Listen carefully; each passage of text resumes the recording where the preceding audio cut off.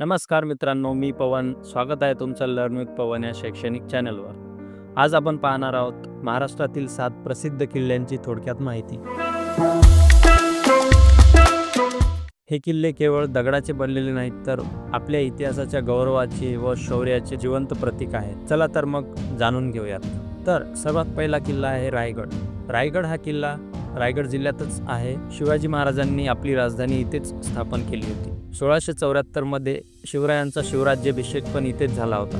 दुसरा किल्ला आहे सिंहगड. सिंहगड हा किल्ला पुणे जिल्ह्यात येतो. तानाजी मालुसरे यांची शौर्यगाथा इथेच घडली होती. या किल्ल्यावरचं विशेष वाक्य म्हणजे गड आला पण सिंह गेला. आज हा किल्ला ट्रेकिंगसाठी प्रसिद्ध आहे. तिसऱ्या नंबरचा किल्ला आहे प्रतापगड. प्रतापगड हा सातारा जिल्ह्यात आहे. या किल्ल्यावर शिवाजी महाराजांचा भव्य पुतळा पण आहे. या किल्ल्याच्या अवतीभोवती घनदाट जंगल आणि डोंगर भाग आहे. त्यानंतर आहे शिवनेरी किल्ला. शिवनेरी किल्ला हा जुन्नर पुणेमध्ये आहे. इथेच छत्रपती शिवाजी महाराजांचा जन्म पण झाला होता. त्यानंतर आहे राजगड किल्ला.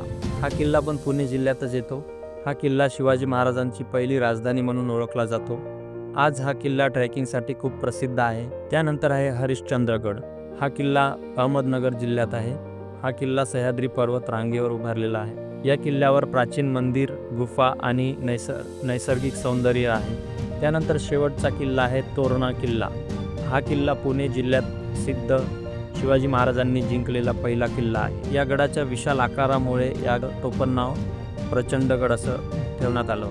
मित्रांनो, महाराष्ट्रातील प्रत्येक किल्ला हा एक जिवंत इतिहास आहे. तुम्ही कधी गडावर गेले असाल तर तिथल्या मातीत एक वेगळीच ऊर्जा जाणवते. तुम्हाला यापैकी कोणत्या गडावर जायचे आहे का, किंवा गेले असाल तर अनुभव कमेंटमध्ये नक्कीच शेअर करा.